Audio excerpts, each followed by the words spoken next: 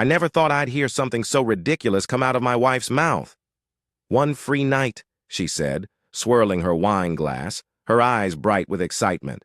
"No consequences, no questions, just one night." I laughed at first. I actually laughed, because it was a joke, right? It had to be, but she wasn't laughing. "Ashley, come on. You're serious?" She tilted her head, smirking. "Why not? It's just for fun. No strings attached." And after that, we forget it ever happened. I shook my head, shifting uncomfortably in my seat. "I don't know. It just seems like asking for trouble."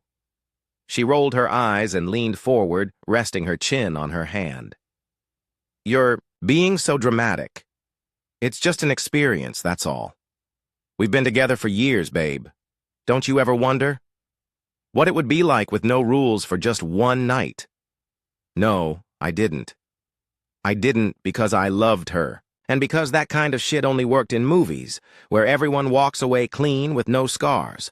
But the way she was looking at me, the way her lips parted slightly, like she was daring me to say no, and the worst part, I didn't want to. Seemed like the boring husband, the guy who couldn't handle a little spontaneity, so I said yes, one night, and we never talk about it again. She grinned and clinked her glass against mine. Deal. I should have walked away the second I saw her with him. Her laughter was different with him, too effortless, too familiar. She touched his, arm too much, leaned in too close. It was our friend Jason. His wife Olivia was there too, and at first we had all been drinking together, playing into the wild energy of the night. But somewhere between the shots and the dancing, something shifted. Ashley and Jason disappeared onto the dance floor. The way she moved against him, pressing her back to his chest, letting his hands slide down her waist, made something boil in my stomach. I turned to Olivia, expecting to see shock, anger, something. But she just downed her drink and gave me a small, sad smile. "I guess this is what they wanted, huh?" she murmured, voice thick with alcohol. I didn't answer. I couldn't. Because suddenly I wasn't thinking clearly anymore. Suddenly, Olivia was too close. Her perfume was too strong. Her lips were too soft. And before I could think about it, before I could stop myself, we were kissing. It didn't feel right. It didn't feel wrong either.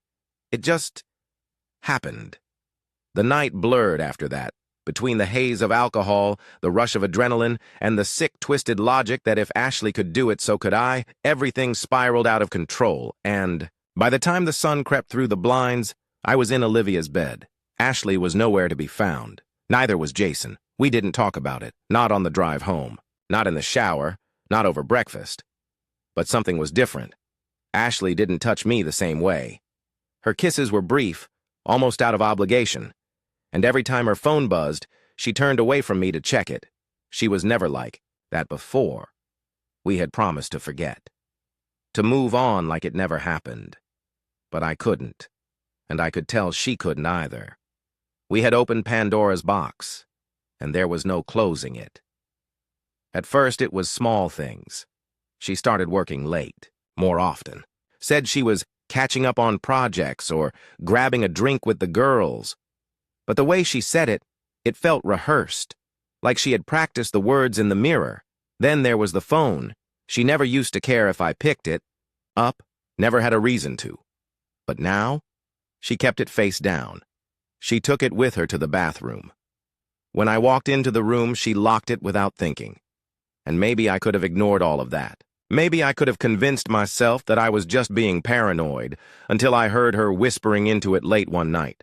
I wasn't trying to listen. I was half asleep, my body heavy with exhaustion, but something about her voice made my skin prickle. It was soft, almost longing. "I miss you," she breathed. A small, nervous laugh followed. Why did it only happen once? My heart stopped. For a second, I thought maybe she was talking to me. Maybe I had dreamed the whole thing. But then she whispered. Something else, something that shattered every excuse I could have made for her. "I can't stop thinking about you." I lay there in silence, my chest rising and falling too fast, my mind spinning too hard. I should have confronted her right then, thrown the covers off, ripped the phone out of her hands, and forced her to say it to my face. But I didn't.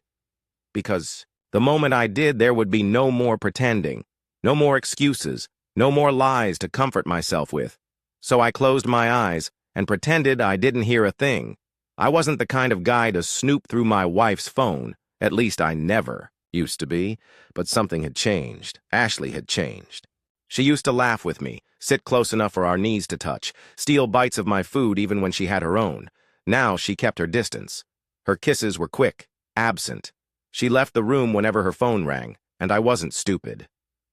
Knew what it looked like, but knowing and proving are two different things. I tried to ignore it, tried to act like everything was normal. So I asked her out. A real date. Just the two of us. She hesitated at first, but then she smiled and said, "Okay, sure." We went to the same little restaurant we used to go to when we first got married. It was supposed to be a fresh start, a reset.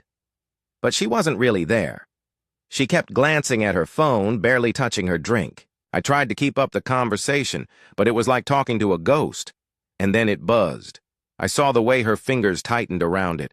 The way she turned it just enough to read the message, but not enough for me to see. Something inside me snapped. "You gonna be on that all night?" She blinked, looking up. "What?" I gestured at her phone. "You've been glued to that thing the whole time. I thought this was supposed to be about us." She forced a small laugh, slipping it into her bag. "Sorry, just a message. Work stuff." "Right," I muttered. She reached for her drink, but I saw it. The way her eyes flickered back to her purse, the way her shoulders tensed.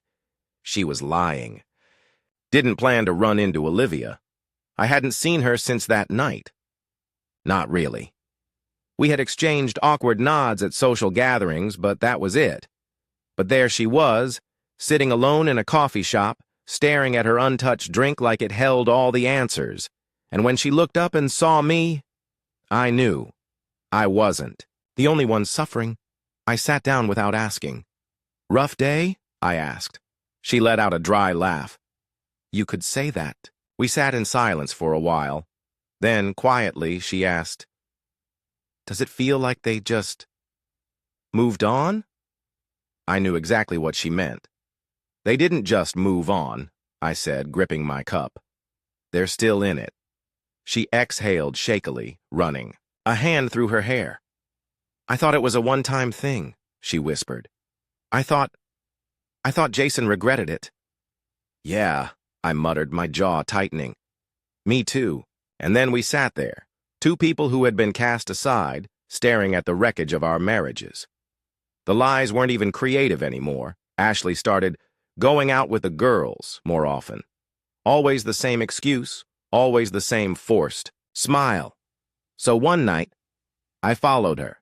I didn't even try to be subtle. I wanted to be wrong. I wanted her to see me, to turn around, to laugh, and tell me I was an idiot. But she didn't. She walked straight into a dimly lit bar, slipping through the crowd until she found him. Jason. I stood there, frozen, as I watched them. The way she leaned into him, touching his arm. The way he looked at her, the same way I used to look at her. Then he reached up and tucked a strand of hair behind her ear. And she smiled. Not the polite, practiced smile she gave me these days. A real one. Like she was happy. Like she was in love. I waited up for her that night. When she came home, she smelled different. Not like her usual perfume, like him. "Where were you?" I asked, keeping my voice steady. She hesitated for half a second before flashing me a smile. "With the girls." I took a slow breath. "Right. And which of your friends wears Jason's? Cologne?" The smile faded. She didn't answer. She just stared at me, her expression unreadable. And then, she did something I never expected. She laughed, a quiet, bitter laugh, like I had just said the stupidest thing in the world. "You already?" "No, don't you?" she murmured. I clenched my fists. "Say it." She tilted her head, her lips curving in the faintest smirk. "Why?" Because I need to hear it from you. Her eyes searched mine, and for a moment, just a moment, I thought I saw regret. Then she said, I never stopped. I felt the words like a punch to the gut. She had the audacity to look almost amused. And that's when I knew. She wasn't sorry. She never was. I don't know how long I stood there staring at her, waiting for her to say something, anything, that would make this feel less like a nightmare. But she just looked at me, her expression calm, almost curious, like she was waiting to see how I'd react. I felt my heart beat, my hands clenching into fists at my sides. My mouth was dry.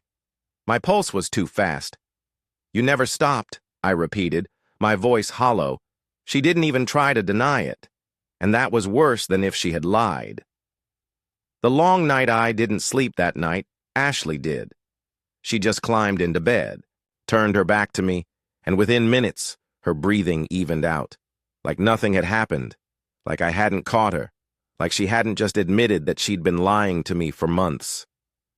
I sat in the dark, staring at the ceiling, my mind, a chaotic mess of memories, the way she used to look at me, the way she looked at Jason now. I thought about Olivia, too. What was she doing right now, crying in the dark, staring at her phone, waiting for Jason to text her back? Or had she already accepted the truth? That we were the discarded ones, the ones they had outgrown, the ones they no longer even bothered to lie to.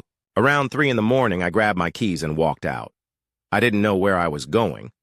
I just knew I couldn't be in that bed, next to her, pretending that we were still the same people we had been before that night. I found myself in a bar.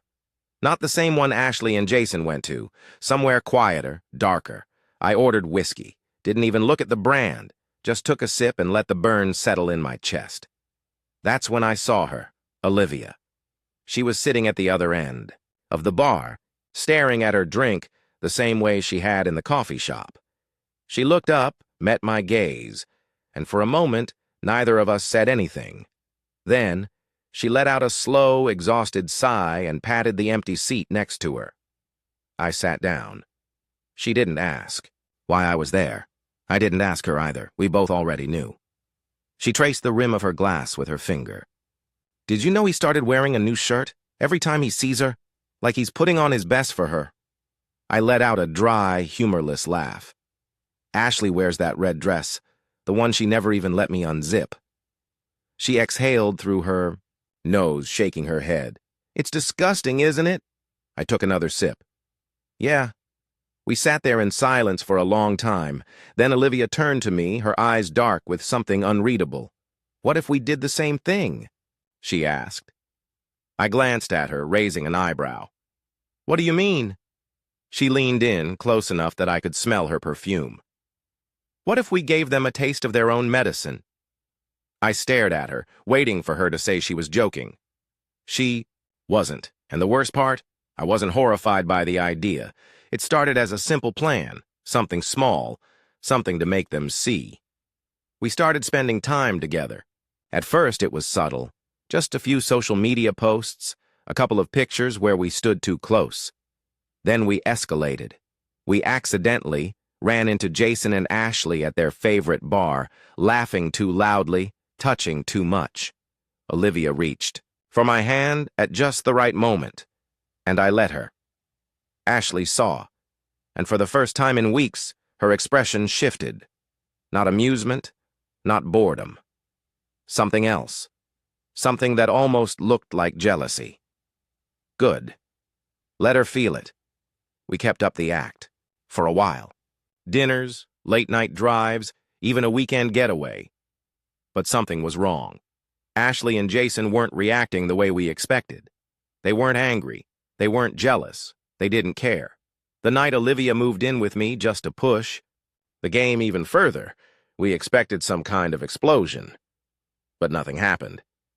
Ashley didn't call. Jason didn't show up. They had already replaced us, and suddenly, it wasn't a game anymore. It was just reality. I wasn't with my wife. I wasn't in my home. I wasn't anything. and I had no idea what to do next. Olivia's goodbye week. After moving in, Olivia got a message. She read it, and for the first time in a long time, she smiled. A real, genuine smile. And I already knew. "Jason?" I asked. She nodded.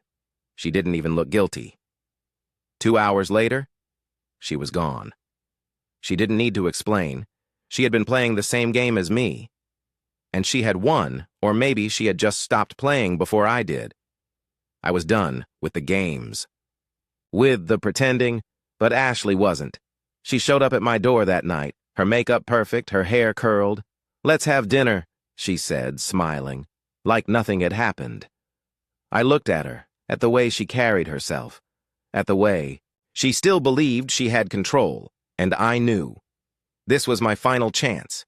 I could end this. I could finally walk away. I just had to find the words. I didn't cook. I didn't see the point.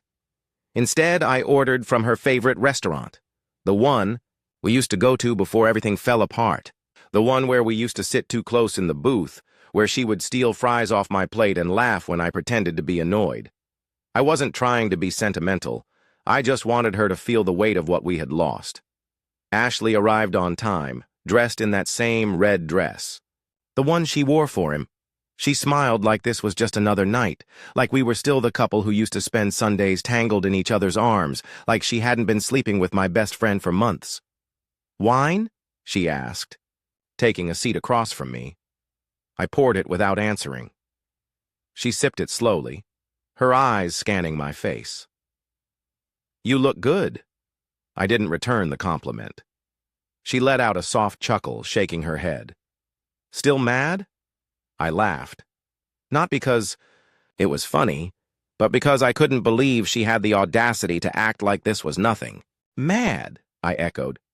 "No, I'm just done." Her smile faltered just for a second. Then she leaned forward, resting her chin on her hand. "You don't have to be dramatic." I exhaled through my nose. "Dramatic? Ashley, you've been fucking Jason for months." She tilted her head, studying me. "And you've been with Olivia. What's the difference?" "That wasn't real," I said, my voice sharper than I intended. "That was revenge. That was desperation." She shrugged. "Maybe it started that way. Maybe it didn't." I narrowed my eyes. "So what about you? Was it just revenge for that night? Or was it something more?" She didn't answer right. Away. Instead, she twirled the stem of her wine glass between her fingers like she was considering her next move. Finally, she said, "Maybe it was better." The words hit harder than I expected. Better. Not a mistake. Not a lapse in judgment. Not something she regretted. Better. I clenched my jaw, nodding slowly. "Right." She sighed, rolling her eyes. "Come on, don't be like that. You had your fun too. We're even now." Even. Like our marriage was a scoreboard. Like everything we had built meant nothing. I let out a bitter chuckle. "You actually believe that, don't you?" She shrugged again. "Why not? No one got hurt." "No one got hurt?" I repeated, my voice barely above a whisper. "Ashley, we destroyed everything. We wrecked our marriage. We ruined friendships. We turned into people neither of us even recognize anymore. And for what?" She swirled her wine, looking almost bored. "Because we could. That was it. That was all it took to make me realize there was nothing left to save." I set down my glass, staring at her. "I want a divorce." She didn't react right away, just blinked. Then she smiled. "I figured you'd say that." She took a slow breath, leaning back in her chair. "But before we do that," she said, "there's something you should know." She met my eyes, her expression unreadable. "I'm pregnant." The world tilted. For a second I thought I had misheard her. "What?" I asked, my voice barely above a whisper. Her lips parted, then curved into something that wasn't quite a smile. "I'm pregnant." The room felt too small, the air too thick. I tried to find words, tried to make sense of the sudden, violent shift in reality, but all I could say was, "From who?" Her entire demeanor changed. She slammed her glass down, her eyes flashing. "Are you fucking serious?" I said nothing. Because I didn't believe her. Because I knew what this was. One last attempt to hold on to something that was already gone. She pushed back from the table, shaking her head in disgust. "You're an asshole." "Maybe," I admitted. "But I think we both know I'm not stupid." Her jaw clenched. She grabbed her purse and stood up. "I don't have to prove anything to you," she said, voice shaking. "But if you ever want to meet your child, you better fix your attitude." Then she turned and walked out, leaving me alone in the ruins of our life. I sat there for a long time, staring at the untouched food, listening to the sound of her car pulling away. She was lying. I didn't know how I knew, I just did.